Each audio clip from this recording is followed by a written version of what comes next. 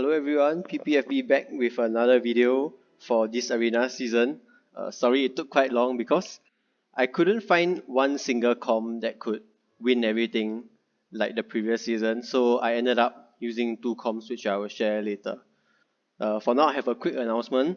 I'll be doing a collaboration with other content creators like Hectico, Common Cookie, Hyro Legend, Mitras, Drake, Royal Mike, and Yummy Cookie Eater. I think the event will be somewhere late November. Yeah. Without further ado, let's look at the two comps I'm using to climb arena this season. So the first comp will be the standard comp. For the treasures, it will be Feather, Vow, and Clock. For the rotation, is very linear. So it's Burning Spice into Golden Cheese into Mystic Flower into Wind Archer into Ferret. The problem this team faces is when the opponent sets a scam team on their defense and Ferret dies twice. So once with the feather and once without before it can cast. So for the build is 2-second Burning Spice with the Tinted Biscuit and damage resist bypass. For 2 seconds, you need around 8% cooldown. For the toppings, focus on cooldown, attack speed, and damage resist. If possible, some attack. Next is Golden Cheese. It will be using 5 raspberries and the Tinted Biscuit as well. For my Golden Cheese, I like her to have 3 seconds start so that it can catch many comps off guard.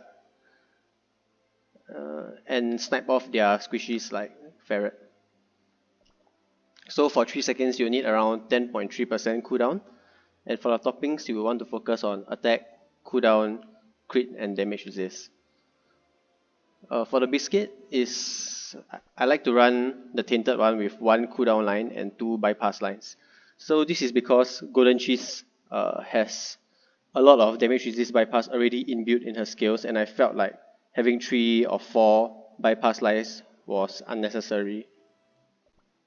So next will be Mystic Flower. I'm still running a similar set as before.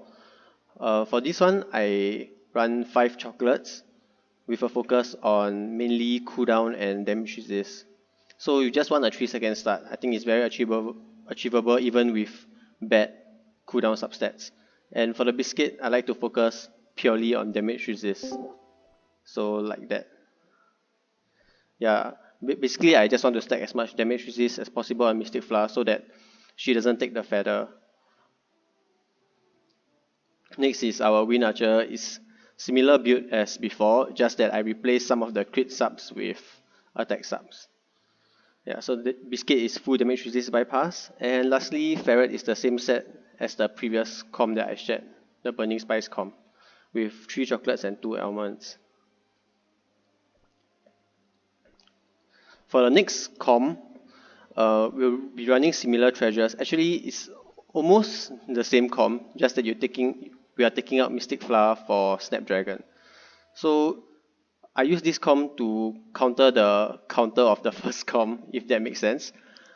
Because this comp, our first comp is weak to scam comps, such as your 2-second Dark Cacao starts.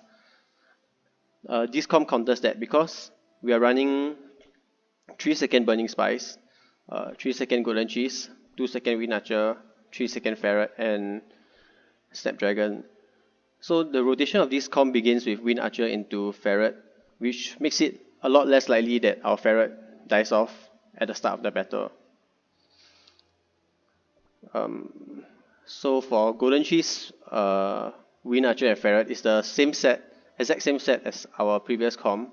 For Burning Spice, we'll be going back to the 3-second Burning Spice, which focuses on attack speed, and damage resist.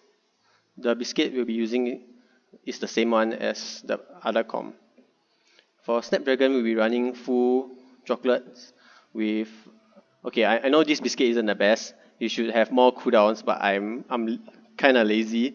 So my cooldown support biscuits are just left on my Guild Battle biscuits. Guild Battle cookies.